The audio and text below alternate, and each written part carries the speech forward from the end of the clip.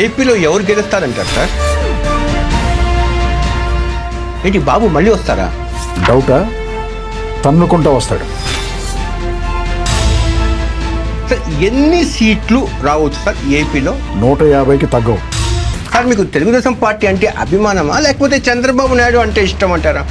నాకు ఆయనంటే ఇష్టం. ఈ వయసులో కూడా రోజుకి 16 నుంచి 18 గంటల దాకా అలు పెరగకుండా పనిచేస్తాను.